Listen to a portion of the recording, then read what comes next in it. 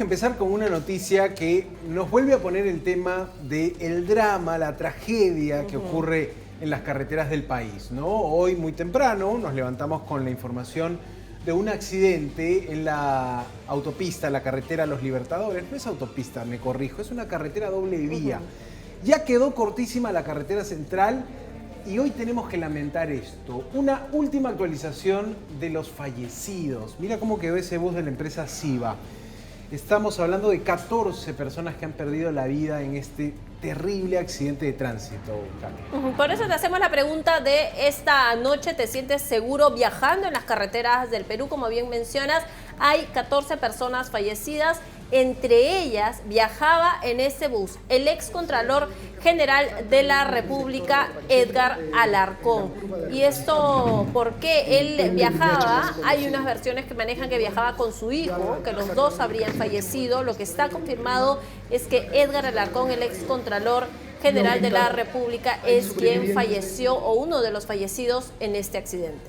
Sí, vamos a corregir ahí el título de la pregunta. Si podemos sacarlo por un momento, ahí está. ¿Te sientes seguro viajando en las carreteras del país?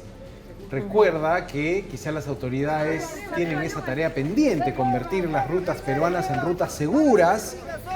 Y la noticia, que es por supuesto una tragedia para estas familias y para los tantos otros pasajeros que resultaron heridos, algunos de gravedad, es precisamente quién nos va a decir qué ocurrió acá. Una primera imagen te habla de una situación muy, muy mala de la capa asfáltica de la vía Los Libertadores. Una situación de huecos, de baches. Para hacer una ruta interprovincial que conecta ciudades del sur del país, del centro del país, con la capital, este bus cubría la ruta Lima-Ayacucho. Y te decía, Katia, ha pasado el tema y entre los fallecidos, un personaje que en su momento marcó también la política peruana, ¿no? Un personaje que fue central en estos años de inestabilidad política, en estos años de vacancias. Hablamos del ex congresista y ex contralor Edgar Alarcón. Y vamos a ver si tenemos alguna imagen, porque hoy desde el Congreso lo recordaron, ¿no? Y lo despidieron también con un pésame. Congresista del corto periodo del Parlamento, del periodo 2020-2021, de este año y medio, años 7 meses aproximadamente que estuvieron los congresistas. Él fue parlamentario y postuló por Arequipa, donde obtuvo más de 40.000 votos de esta región, su región de origen, además su región natal. Él antes o años antes fue Contralor General de la República, tuvo un proceso de acusación constitucional también en el Congreso de la República, tenía una investigación también ante la Fiscalía por presunto enriquecimiento ilícito y que estuvo a cargo en su momento la acusación constitucional por parte de la exfiscal de la Nación, Zoraida Ábalos. Quizás su momento político estelar, el de Edgar Alarcón, repetimos, una de las figuras o de los personajes que hoy perdió la vida en este trágico accidente, fue la vacancia del expresidente Martín Vizcarra, ¿no?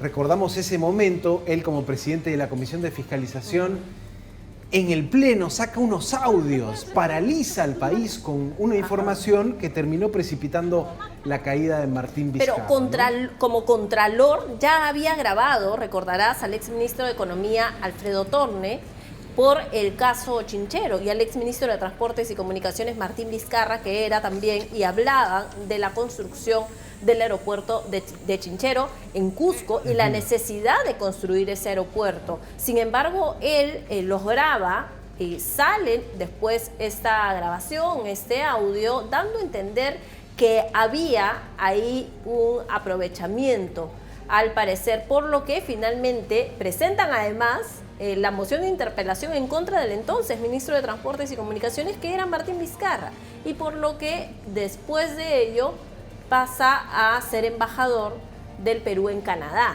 donde estuvo además hasta el día que regresó para ser presidente de la República. Bueno, esta figura política es entonces la que ha fallecido. En su momento lo destituyeron como contralor, ¿no? En el Congreso lo destituyeron, él se cobró una revancha política postulando por Arequipa. Un proceso de acusación constitucional. Claro, todavía tenía algunos temas pendientes, pero tuvo esta revancha personal de lanzarse como congresista por UPP, por Unión por el Perú.